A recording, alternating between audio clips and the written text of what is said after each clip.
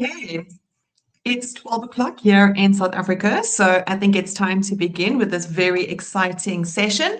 So I'd like to welcome you to the official book launch of Master Your Thesis, The Reinvention. I am Tamara Carter, the moderator of this exciting panel discussion, where we will hear from the author, co-author, and several experts in postgraduate research support. Before I introduce this impressive panel, a few housekeeping points. On the screen, you should find a comment tab. It might be at the top or the bottom or the side, depending on your settings. Please feel free to add any questions or comments that you may have as the session progresses. We will monitor these throughout the session and attend to them at the end of the session, where there'll be time for a Q&A. The session will have a hard stop at 1 p.m. so that you can get back to your day. Right, now to get to the introductions of this very impressive panel of experts. So I'm first going to introduce the thorn amongst the roses. We welcome Professor Emmanuel Saxlevis. Emmanuel is based in Lancaster, UK, and is a professor and PhD examiner who has sat on over 45 doctoral visas. He mentors working professionals navigating PhDs and DBAs alongside demanding careers, helping them to finish on time and to pass with confidence. He has published more than 130 papers and secured over £9 million in research funding. His work reaches over 235,000 researchers worldwide. Then all the way from Greece, we welcome Maria Stefanidi. Maria is a PhD ADHD-informed coach who helps doctoral researchers with ADHD, those who are self-diagnosed, diagnosed, suspecting they might have it, or simply looking for a different way to move forward to build systems that fit and let go of shame. Her work helps researchers go from feeling overwhelmed and stuck to, I can actually finish this. Coming back home, we welcome Professor Jeanette Moritz. Jeanette is head of the Institution for Social and Health Sciences at the University of South Africa. Her academic work focuses on postgraduate supervision, mental health, inclusive higher education, and post-human approaches to care and academic development. She is particularly interested in creating relational, ethical, and supportive spaces for postgraduate students, supervisors, and academic communities. Staying local, we extend a warm welcome to Dr. Heather Newington.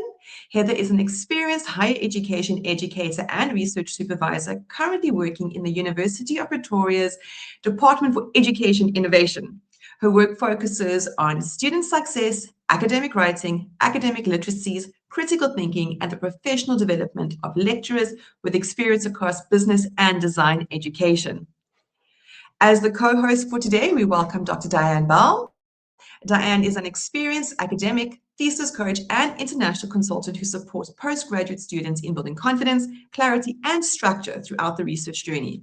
With a PhD in education and an MBA, and an extensive experience in coaching, supervision, academic writing, and research development, she brings both scholarly depth and practical experience to complex thesis projects.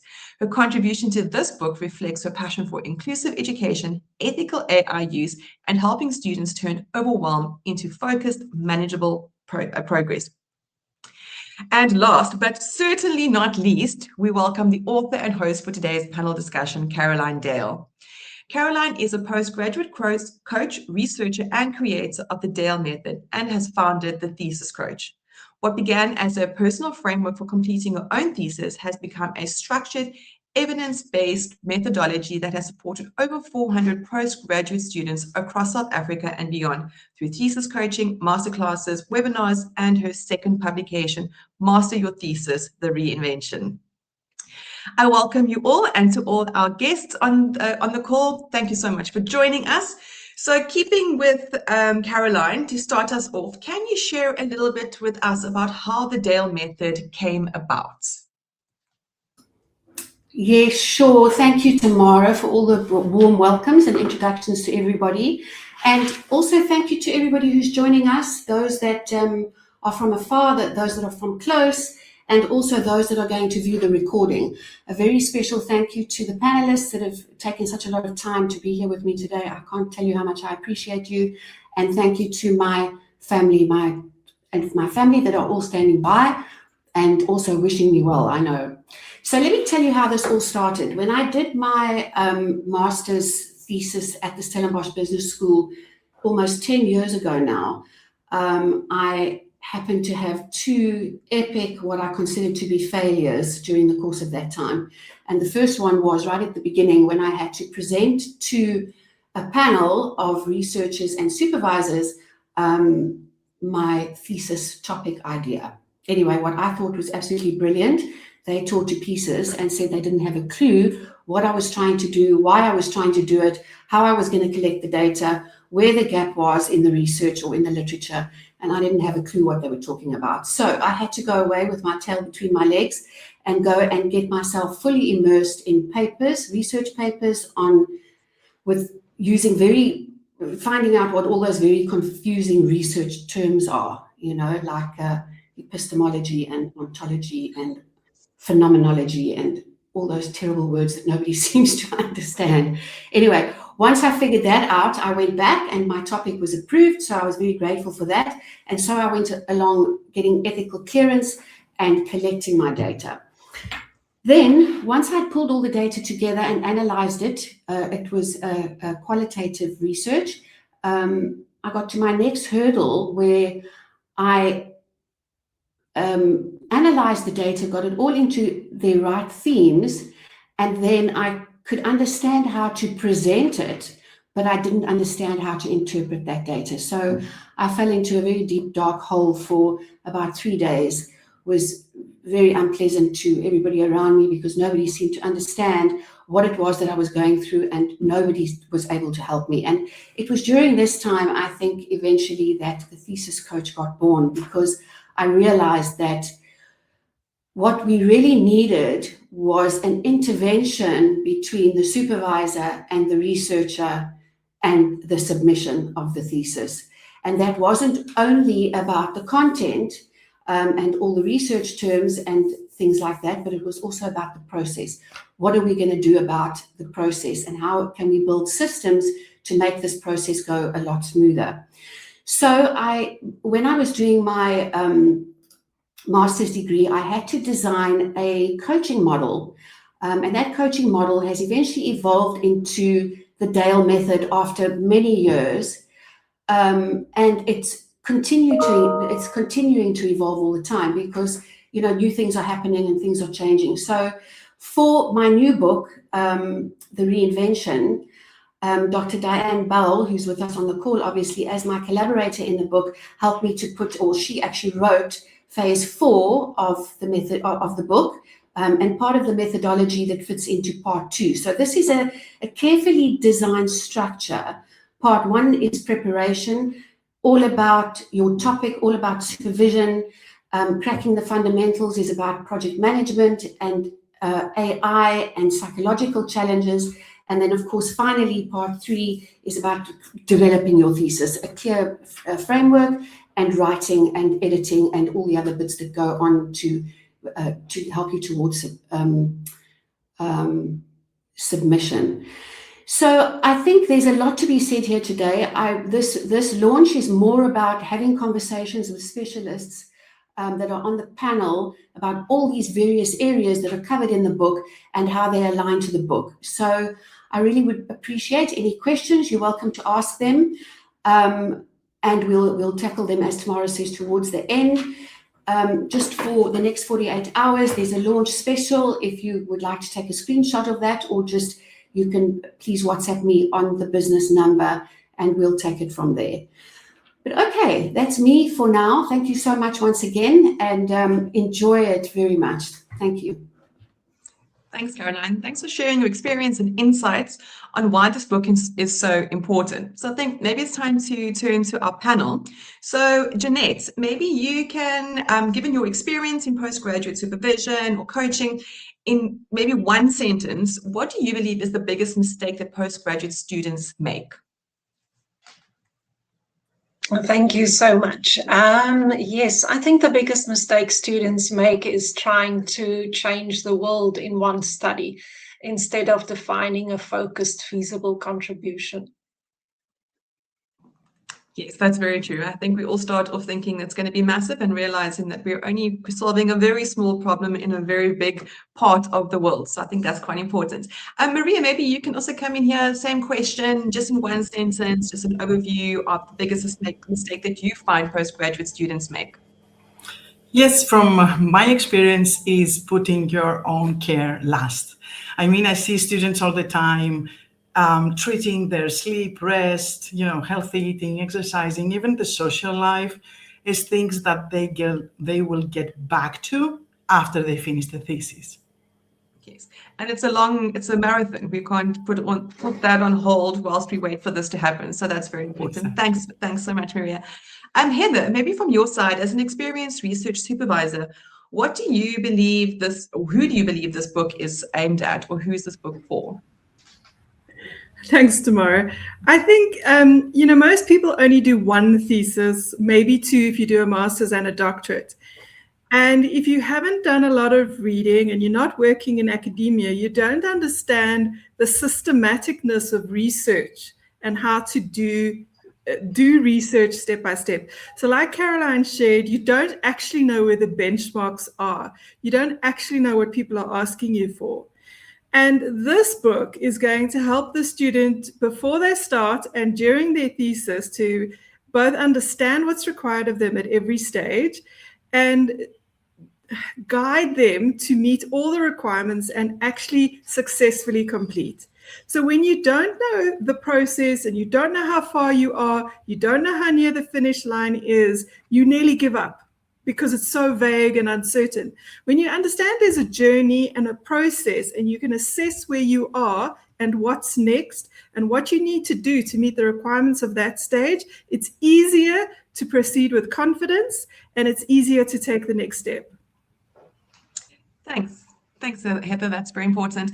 Maybe you can also expand on that, and from your experience and going through this process with so many students, how is this book different from other books that assist students to the finish line?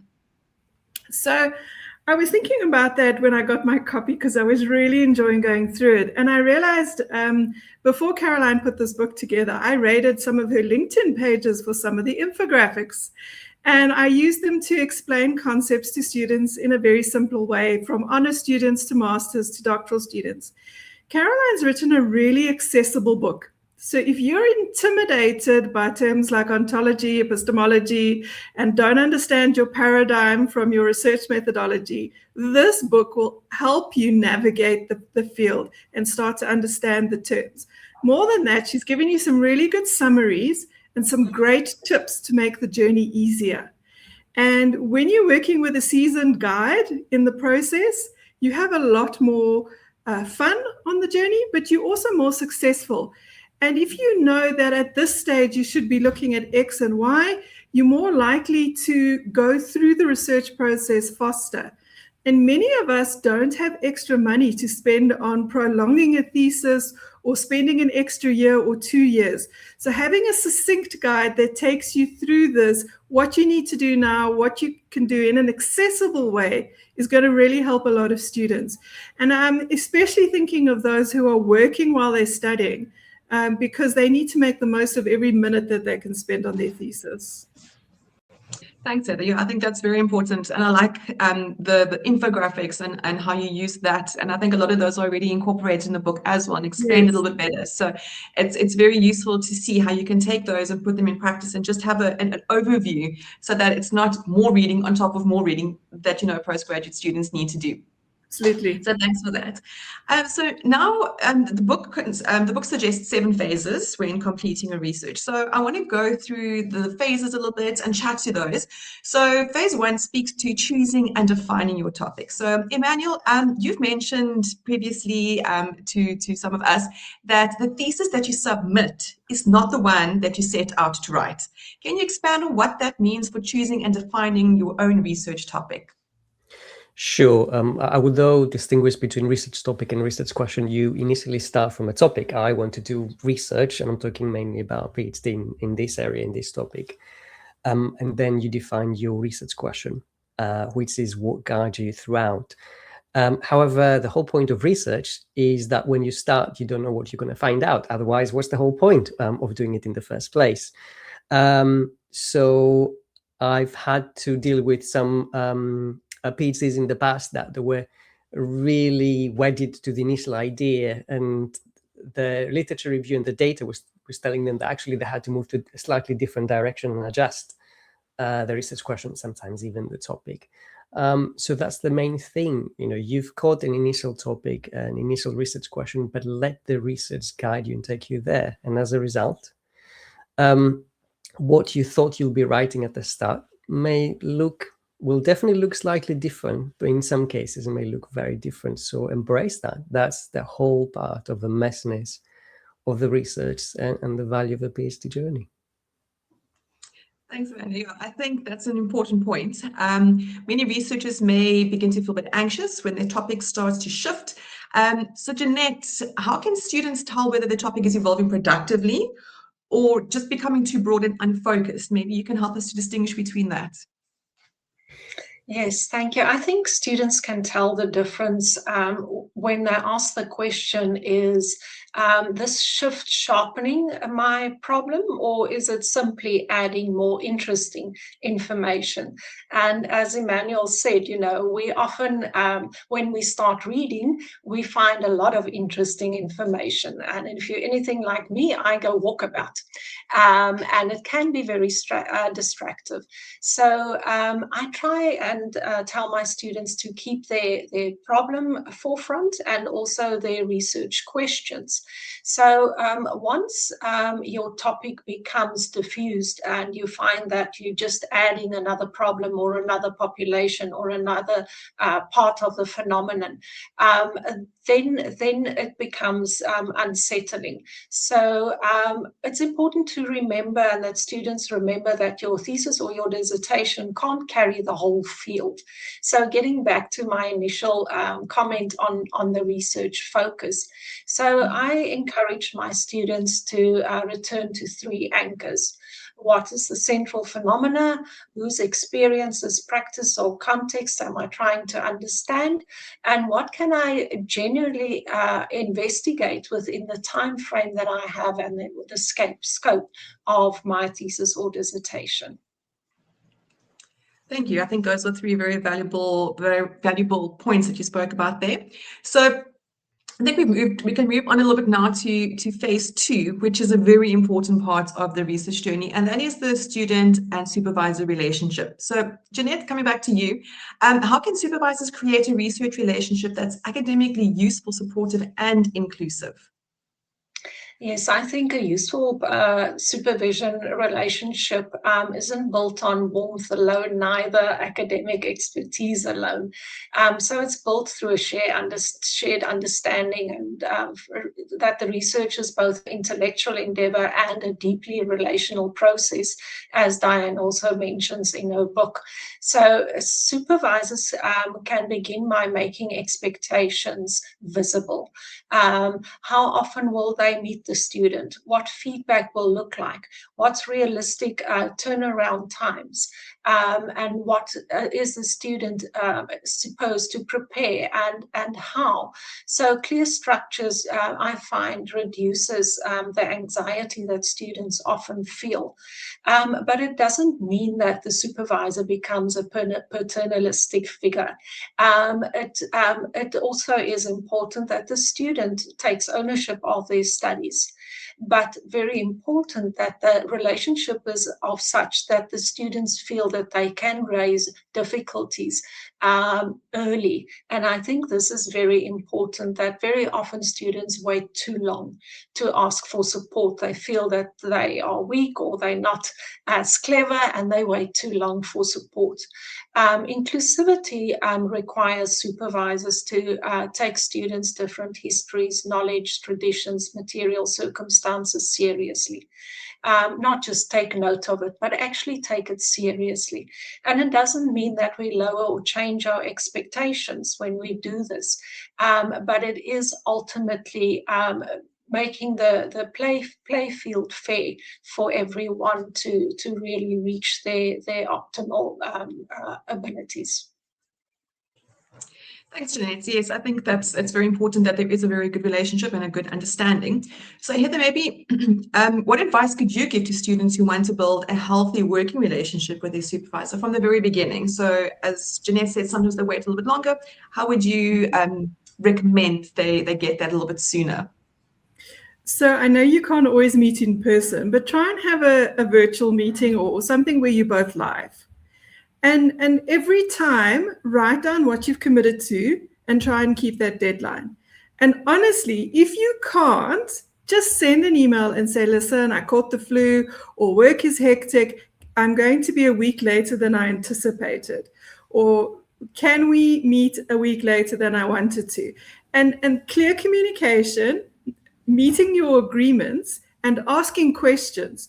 So we expect our students not to always know what we're talking about. So if I give you a comment, ask a question. We prefer being asked than having our time wasted. So you will always put a thesis on the table and get feedback. I have never received a thesis that I didn't have to give a lot of comment on. And in fact, sometimes the early versions I sort of restrain myself. So you can expect feedback, but always ask for clarity, keep to agreements, communicate if you can't, and ask for help when you're overwhelmed. We really want to see you succeed. And in fact, most universities up the rating of supervisors only if their students succeed. We want to help you. We're not there to sabotage you. We're not there to make you fail. But just communicate clearly, spend time with us. And then my last tip is maybe the most important. Meet regularly. If you agree to every 2 weeks, if you agree to every month, just do that. Create a routine of meeting with your supervisor regularly for accountability and progress. And even if it is, I read one article and I've really been thinking over this thing. Can I talk to you about it? And we meet and we talk about it and you clarify your thinking.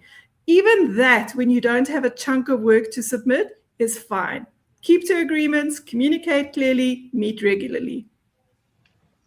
Thank you. Thank you so much, Heather. I know there's a lot of jokes on social media about supervisors just adding a question mark and no one knowing what that is and how that kind of, you also don't know what you're writing there. So the question mark is confusing for both of you. So I think having a good conversation, having a good open relationship with your supervisor is very important. Where you can be, hi, what does this mean? Can you give me further feedback so we can both be on the same page? Tamara. Yes. Can I just please add something there? And I don't think anybody said it, but the one thing that for me also seems to be really real is record your sessions with the supervisor. So if they are willing to do that, which I'm sure they are, because I find that they sit and even when I'm coaching, they write so many notes all the time. They're not actually listening. So make your notes if you must, because I know people like to scratch and write things down, but have a recording that you can go back and listen to, because you miss those little innuendos from the supervisor, which you don't get round to putting down on paper. So just a thought there from my side. Thanks. Thanks, Caroline. I think that's important. So the next phase treats the thesis as a project and proposes using project management phases of initiation, planning, execution, monitoring, and closing. Heather, again for you, sorry. From your experience, why do you think it's useful for students to think of their research in this structured way? Well, a project has a destination, a clear outcome that you are working towards, and it allows you to break it down into phases, deadlines, and steps.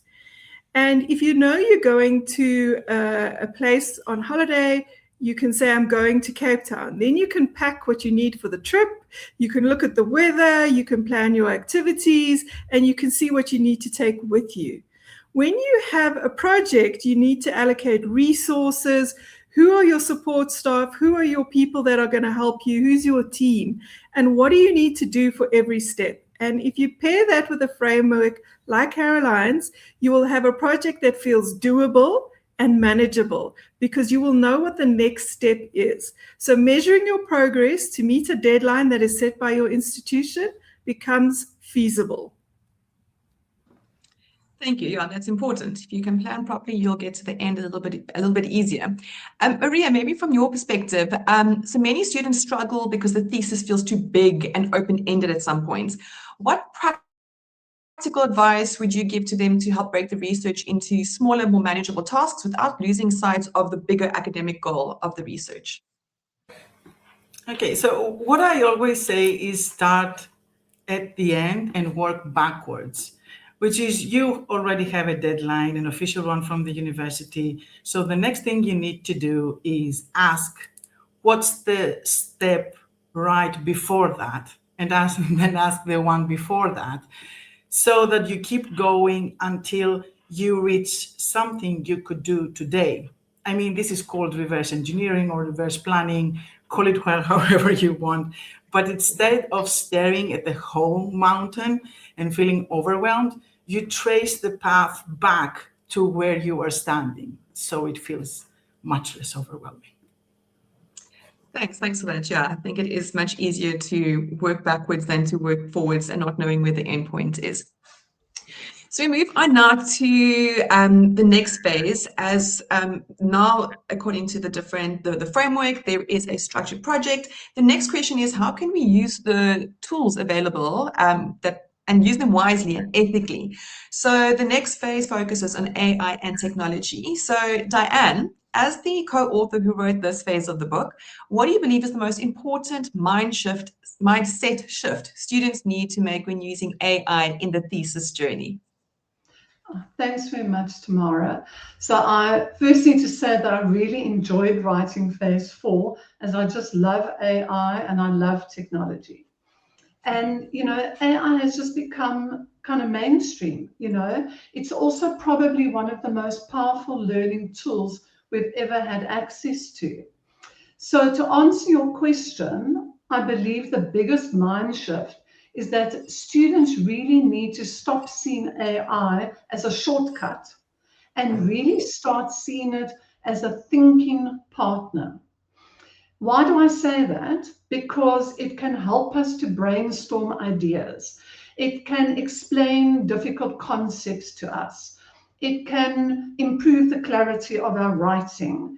It can help us organize and analyze information.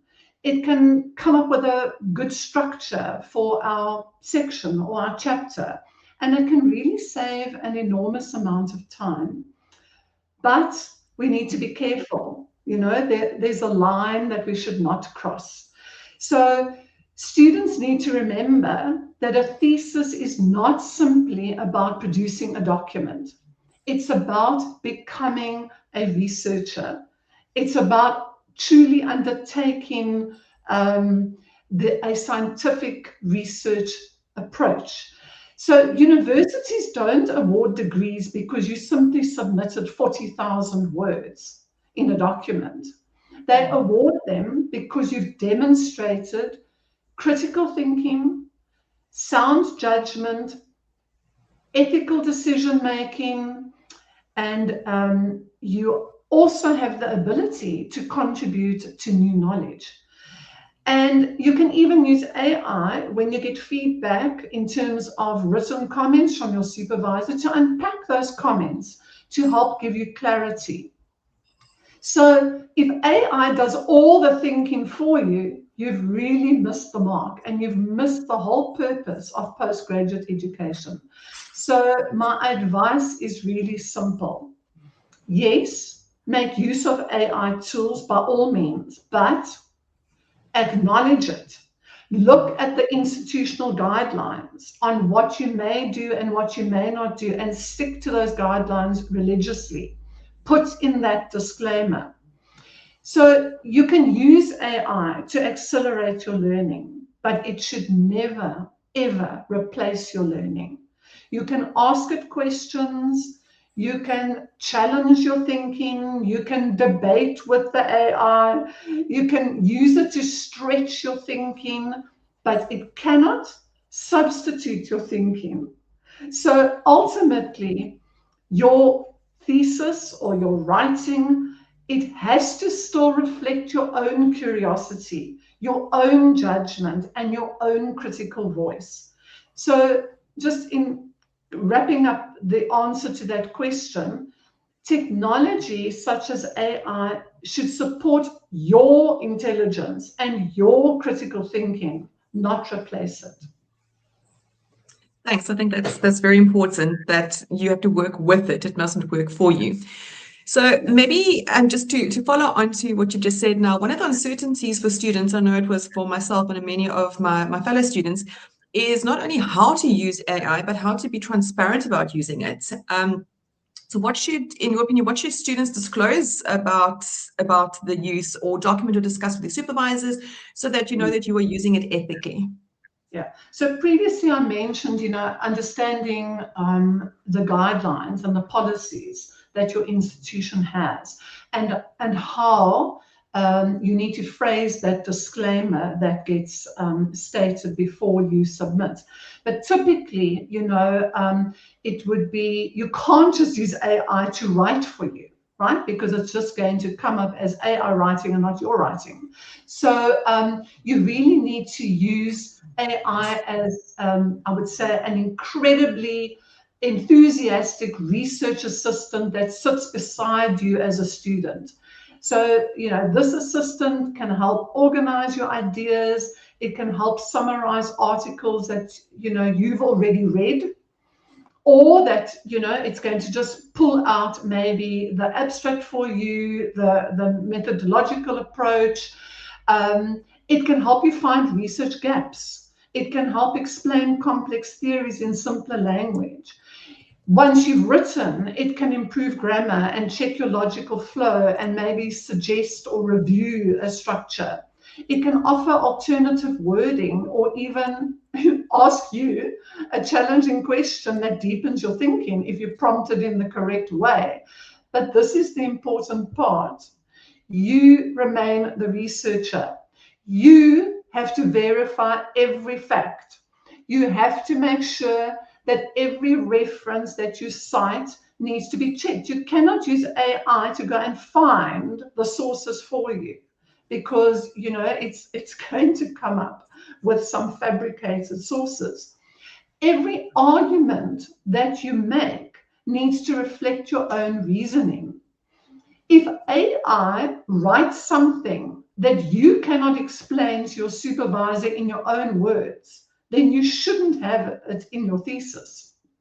So one practical habit that I always recommend to students is you write first. Just get it down on paper, and then you can go to AI and ask it for suggestions, to improve what you've done, and then think to yourself, when you compare the two versions. So does what the AI has given me, does it strengthen my argument or not?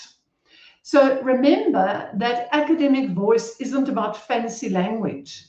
It's about your judgment, your interpretation of the evidence, and your contribution to the conversation. So AI can help you write more clearly, but only you can provide originality, insight, and intellectual integrity. And that is what examiners are looking for. And that's what ultimately earns the degree. So I think in closing, if you remember this one thing about AI, then remember this. Use AI to become a better thinker, not a faster writer. Your qualifications should reflect your intelligence and your voice, not that of the algorithm. So be transparent, make the disclaimer, what you've used, how you've used it, to improve the work that you are submitting, and make sure that it's within the guidelines of your institution. Thanks, Tamara. Lovely. Thanks, Diane. And so, Manuel, maybe the same question posed to you as well. So how do you become, how can you be transparent about using it? And then maybe also in your answer, you can allude to the favorite AI tools that you have that you can recommend. So maybe we can get a little bit of a picture, an overview of that.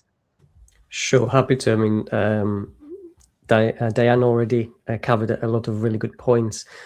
In terms of disclosure, the policy we have at our university, but also see replicated across other universities globally, is to have a form of a table, like an appendix, where you have in one column the name of the tool, how you use the tool, the prompts you use specifically, and what output generated and how you used it, whether you used it in your thesis. For example, I use PaperPal. I used it to make some of my text more academic. I used these prompts. It generated this output. I only used 3 sentences in this paragraph in page 45. Also, another practice that I would say it's been very useful for those of you before the AI era. And I remember back in my PhD days, whenever I was writing something, I used to have different versions. Chapter 7, version 135, final. This is final. This is the very final. And the reason we're doing that was more as a backup in case the file was corrupted, so you wouldn't lose. But the nice thing about it, it showed how your writing evolves. So there's been cases in our universities in terms of thesis, but also I see it with journal submissions where there's false flags. So the AI detection tool says this work is mainly AI generated. Now, if you have this document where you've written your work and you've got these different versions, this is your support evidence. You can go and say, look, it's my writing and I can prove you. Look at those versions, look at the timestamps. So that's another way, but it's more for you to be safe. In terms of the tools, it depends on the job you're doing.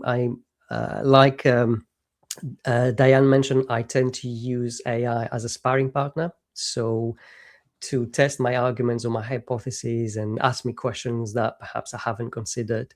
One of the main, I never use it to generate text, to be honest with you, because I feel, although I have now developed my academic writing skills, if I don't practice it, I'm going to lose it. The same as if you're training in the gym and if you stop training, that's it. Your muscle, well, you lose all the tone and strength. But I use it quite a lot for paper discovery to help me discover papers, especially in interdisciplinary fields that traditional databases do not cover. And this saves a lot of time because this is where a lot of time is invested. And in fact, yesterday only I posted a nice workflow that I found, and now I share with my own mentees, of using Zotero library. Again, there's great tools where you can put papers in folders like Zotero and Mendeley and EndNote to organize your papers. But now a lot of these tools connect with AI tools as well. So, for example, Zotero connects really nicely with Consensus, and then I can use that not to write text for me, not to find gaps for me, but again, to ask specific questions about, I've got these 300 papers. I want to find out, where do they agree? Where are there contradictions in the field? So you give me some initial insights that have something to work on with, and then I'll go and verify, is what you're telling me true? So my motto is trust, but always verify AI generated output. Thanks, Emmanuel. Thank you, Diane, for your input on a very relevant, but also a somewhat contentious topic at the moment. So let's move on from AI to more to phase 5, which speaks to the psychological challenges. So Maria, this phase focuses on psychological challenges that many students may encounter during their thesis journey. In your work with ADHD students, what psychological barriers tend to have the greatest impact on the research process, and how can they affect their progress? Okay, in my experience for ADHD researchers, the biggest barrier is not focus, it's not intelligence, it's not capability, it's emotion. Emotions that are often underrated. I mean, the thesis is an emotional journey long before it becomes an academic one. And what do I mean by that? I mean, what looks like procrastination, it's almost definite that there's another feeling underneath. For example, anxiety about whether the argument is good enough, or shame about a piece of feedback they got from the advisor, or even a comment that should be feeling like this needs to be, rewritten and it's a good argument, but they end up feeling that it can be something like, you don't belong here. So those feelings are big and they come fast. So the natural response when we are feeling something we don't want to feel is to avoid it. So you end up avoiding the draft, you end up avoiding the sitting on your, at your desk, or even avoiding the supervisor communication. So, and then the hardest part comes, which is you feel bad about avoiding it. So now there's the original feeling and the shame that you feel for not working. So it's a spiral that usually stops people. It's not laziness, it's not lack of ability. It's emotion piling on emotion until you feel like starting is impossible.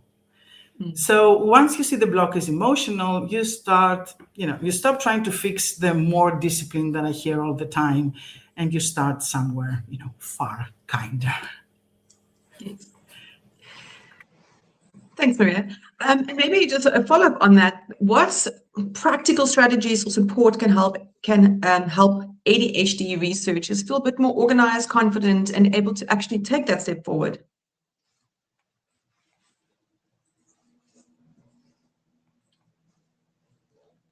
Maria? Oh, sorry. Would you like me to repeat the question? No, that's fine. You got it. I mean, okay, because the whole obstacle and the block is emotional, I would say the answer is 2. And what do I mean by that?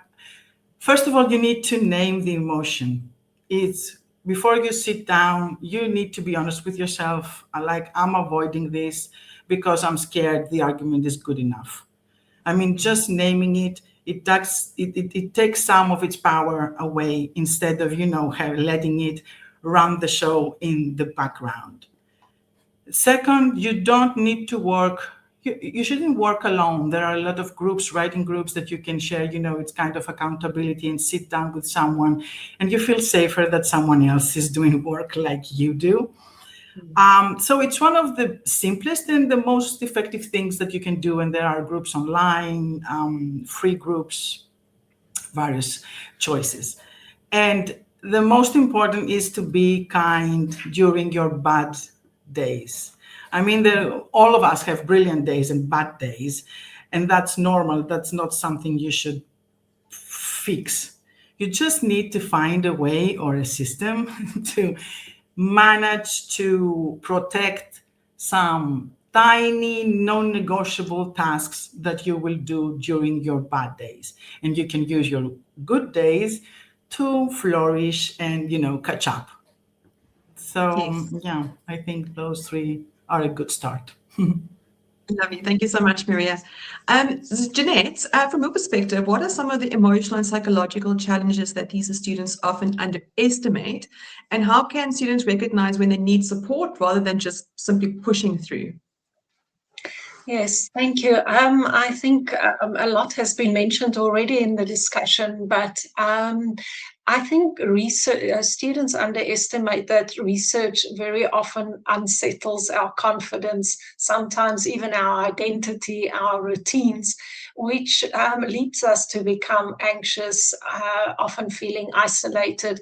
And when you're in a peer group and you start comparing yourself with others, you start feeling that you're not as good as, or you should be doing better, or you should be doing more, which creates, as Maria also alluded to, this very negative feedback loop. The more. And I think very often what happens in the postgraduate setting is that these emotions become normalized. We think that, you should feel like this, or everyone is complaining that we feel stress. But it becomes unsupportive when it starts affecting our sleep, our eating patterns, when we start missing deadlines, when we don't want to engage with our studies anymore, we feel demotivated, and it really just upsets our everyday life. Then it's really time to look for support. And I agree with Maria. It's about naming it and being honest with yourself. That self-shaming really it doesn't help us looking for support. And again, support early. So for me, looking for support is really just another research decision. It's not something to be ashamed of. It's part of your research journey. Life isn't going to stop when you start with a postgraduate journey. It carries on. We have financial difficulties, we have family responsibilities, we have work pressures, people pass away, people are born, those things still happen. So it's part of the process, but don't see it as you're doing your PhD or your master's study and sacrificing your well-being. Thanks, Jeanette. Yeah, I think that's very important that, and to your previous points, getting the support early, speaking to your supervisor early, what is it that you need, name it, and then try and figure out what that is earlier in the process rather than later when you start becoming more and more overwhelmed.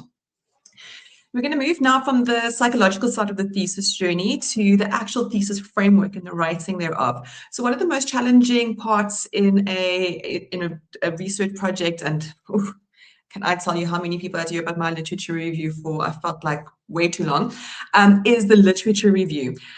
So sometimes students see it as a summary rather than an argument. So Emmanuel, what should students understand about the literature review, that it's an argument rather than just a summary of a number of articles that they have found? Very good point. In fact, I did a whole webinar on that specific issue last week. I work mainly with two different types of PhD students. One is the traditional full-time PhD students that come straight away from masters. The majority of ones are meant to the working professionals, senior working professionals doing a doctorate degree.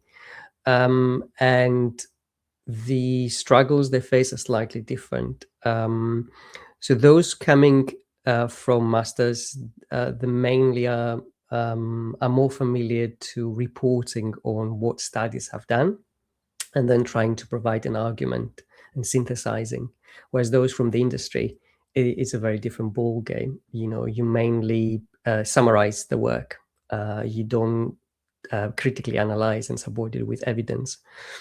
So what I say is take the studies or take the authors and put them together in conversation. Where do they agree? Where do they contradict? So rather than separate and saying this study found X, this author found Y, you can say in this field, there's different views.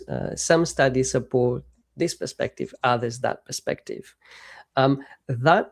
Apart from obviously satisfies the academic criteria, the most important thing is it helps you discover what are the areas, what we call the research gaps, that haven't been studied or that have been understudied, that you could potentially then research. Because that's the whole point of a literature review. For me, it's an inverted pyramid. So think of a pyramid, inverted. And that's exactly the model. You go from very, very broad to very, very specific topic. And in the end, that's when you've got where your main research contribution could be, your research gap, that then you'll explore through your research methods. Thanks. And then maybe just to follow up on that, and maybe also to allude a little bit more to the inverted pyramid, what practical advice would you then give to students who struggle that move from reporting literature to building their own academic position within the literature? I would say first, if you're struggling, summarize them, but put them in bullet points on a piece of paper. And usually, you can do it in any format. You can do it in a Word document. You can have an Excel spreadsheet where you've got your notes from the different papers, and then look for the patterns. Okay, paper 1 and paper 5, they agree. Paper 3 and paper 4, they disagree with the other two papers. So when you actually start writing, you can visualize that, on a piece of paper. Some other students that have the very visual types, so I ask them to do a visual map. Map what you've read in the papers, what they say, and then create clusters, groups. So visually, because again, that helps you say, okay, there's an argument here, there's another argument there. These are the ones that agree. This is the ones actually that don't contradict. Oh, it's very interesting. No one talked about this topic. Maybe this is the topic then that I should be researching for my PhD. Okay, so making it very conversational with your papers, almost you can almost lay them out. Exactly. Get As the if they authors were real and the people studies to talking. talk to each other. Perfect. Thank you so much for that. Jeanette, another part that's quite difficult many times is the methodology chapter, because it can often feel very technical. So how can students write this chapter in a way that clearly explains not only what they did, but also why they chose those methodological choices? Yes, indeed. I think the word argument has been used previously, and very much the same. Other than that, your thesis or dissertation is one large argument. Your literature review is an argument, and so is your methodology an argument.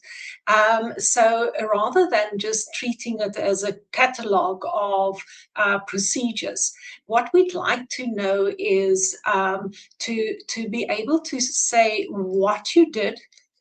Always a good starting point, but then adding, why did you make that choice? What were the alternatives that you had when you made this choice, and why did you then, so justifying why you made, amongst all the data collection methods, for instance, why did you choose interviewing? And also avoiding that that the one that you choose, for instance, choosing interviews, that is flawless. It's not. Any methodological choice you make has advantages and disadvantages.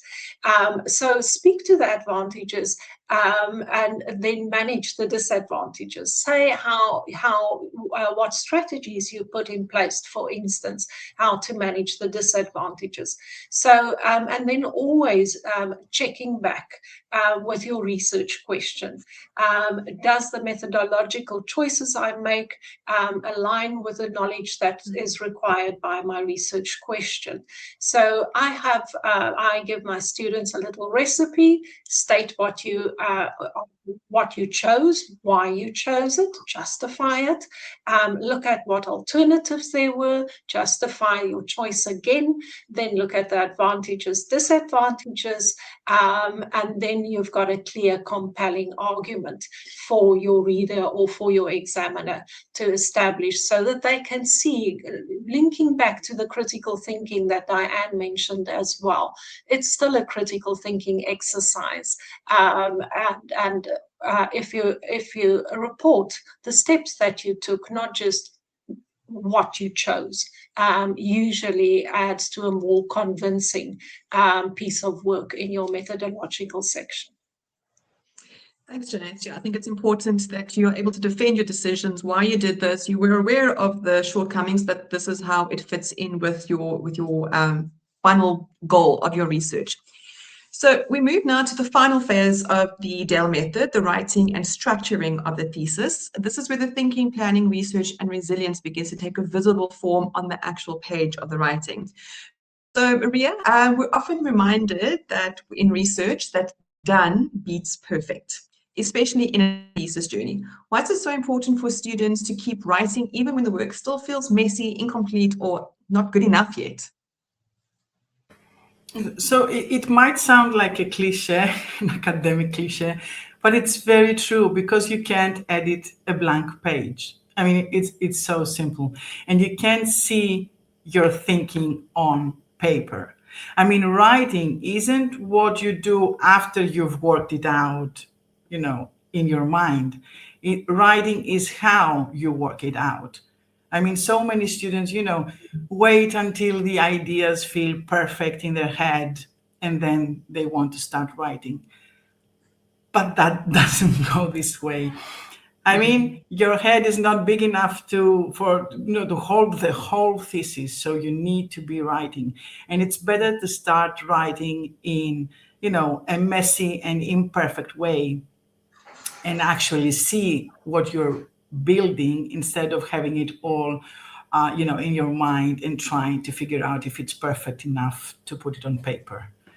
So yeah, I think they need to write, not write well. They just need to write so that they can edit it. There's always editing, and we need to love editing more. I think it's easy to say we love editing until you see 1,000 track changes on one page. You might not enjoy the editing so much after that. Thanks, Maria, for that. Thank you too. Heather, there's always talk about a golden thread when it comes to research, and that a strong thesis needs a golden thread running through the topic, the literature, the methodology, findings, and conclusion. Maybe can you explain a little bit about this, and what are the most important things that people must keep in mind so that we don't lose this alignment of the golden thread? So we use the term the golden thread, and it is really interesting because it has two origins. The one is classical mythology, where the thread given by Adrian enabled Theseus to navigate the labyrinth after defeating the Minotaur. And this was a way of tracking your path. So it gave you guidance, continuity, and a clear path through a confusing field. And it was starting to be adopted in law and things as well. And it's become a metaphor for creating a logical coherence and part through writing your thesis and the research journey. But it also has a second origin. And the other origin is actually originally when we wrapped a little bit of gold around linen thread and used it in embroidery and very special garments. And this represented wealth and craftsmanship, and in fact, it became a symbol of prestige.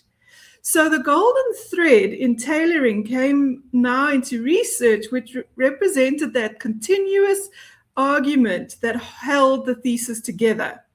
And it became a metaphor for the idea that every piece of your thesis, every decision you make in your process and your methodology contributes to a coherent whole. So when we talk about your thesis needs a golden thread, we need what you say in chapter 1 to connect to your literature review. Your literature review should inform and justify the decisions you make in your research design. Your research design tells you how you're collecting the data. The literature tells you what is known and what is not known, which justifies your research question that you're investigating. And by creating connections across your chapters, your data, and your findings, not only does your thesis develop a whole argument, but it starts to tell a single story, and it hangs together well. And it's not just like 6 essays written separately on different topics. You are not trying to show that you know about research methodology. You are trying to apply it to answer the question the literature has exposed that you don't know the answer to. And when you can pull your thesis and your argument together like that, it looks like a very prestigious thing that not everybody can do. And so you create craftsmanship and something that looks like it's worth publishing. And that gold embossing of the golden thread makes it look professional, like a researcher. And so when you get a doctorate, you are showing that you have the capacity and the craftsmanship and the skills to be a researcher. And that is something that is distinct and not common. Well, thank you for that. That was very informative. I've heard about the golden thread. I think I've done the golden thread, but hearing that part of the golden thread makes it sound way more elegant than what I had thought. So thank you for that, Heather. Emmanuel, as a roundup or as a final input here, what advice would you give to students starting a thesis now so that they approach the journey with structure and confidence? Good point. I'd like to follow up from what Maria said before, or the question that you asked. I think writing early, and that would be part of my advice, actually would be start with a table of contents. Start putting in bullet points your table of contents for your thesis earlier on, and start writing, even if it is very draft, even if it feels very bad at the start, for two main reasons. First of all, that's how you learn. It's the constant writing, and more especially the feedback. If you've written something, you can send it over to your supervisor or mentor or coach, and they can give you some feedback. And I can tell you, whether you're writing a thesis or a journal paper or a multi-million grant, the difference in winning the grant, getting fewer revisions, or publishing your paper straight away, or having a strong dissertation, is getting as much feedback as possible, as early as possible, because that really improves your writing, your academic skills, and the final output. The second point is that writing is thinking. When you write, you're forced to think. Also drawing applies. When you draw, if you're a visual type of person, you're forced to think, which is why I'm concerned with generative AI, that a lot of students will start to lose this skill if they give up their writing to AI, because they will give up their thinking. But the main advice would be aim to write a few hundred words every day, even if it is just a brain dump, if it is in bullet points in very first draft. And that will also give you some satisfaction knowing, okay, I've done something today, I've done some writing. Thank you. Thanks, Emmanuel. Thank you so much for that. So we have come to the end of this very informative session. I want to thank the panel members for your contribution. I think it has been very insightful. The comments in the comment section has supported that it's been very, very insightful, very useful. There have been a few questions about the book, how to get the book. So Samantha is dropping that into the chat. I have to leave to go to another meeting, but Caroline is going to manage the questions as well, so that if you have any questions, you can pop them in the chat now. But Caroline will also have a look at the previous questions and then run those through. If you need to leave, you are welcome to leave and get back to your day. But if you'd like to stay on, then we're more than happy to have you. I'm going to bid you all a farewell, and thank you so very much for joining us today. Caroline, over to you.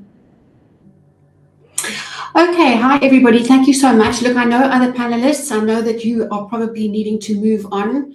I can't say thank you enough to you guys.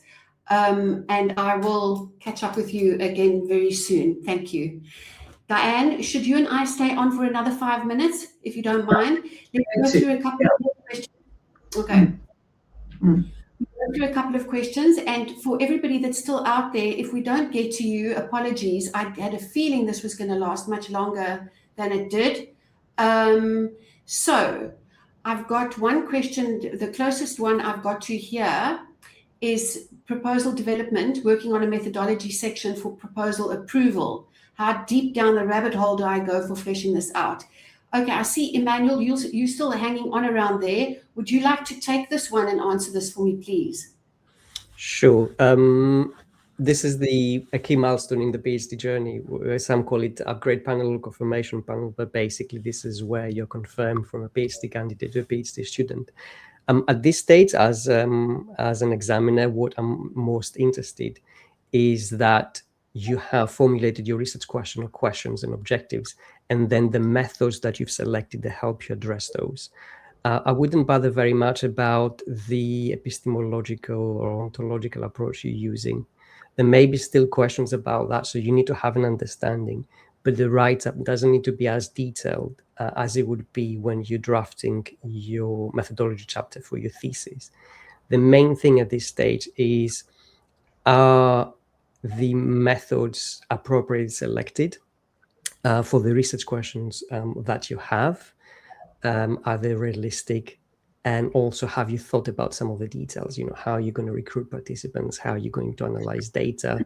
How are you going to apply for ethics? So these are the main things that I would look at.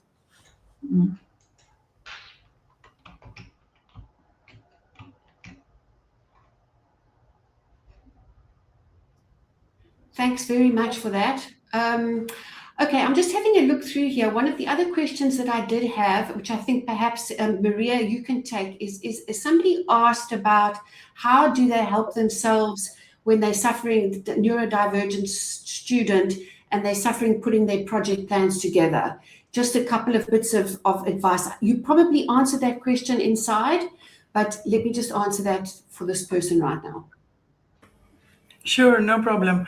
So, I can talk like for hours about this one. So I'll try to summarize it somehow.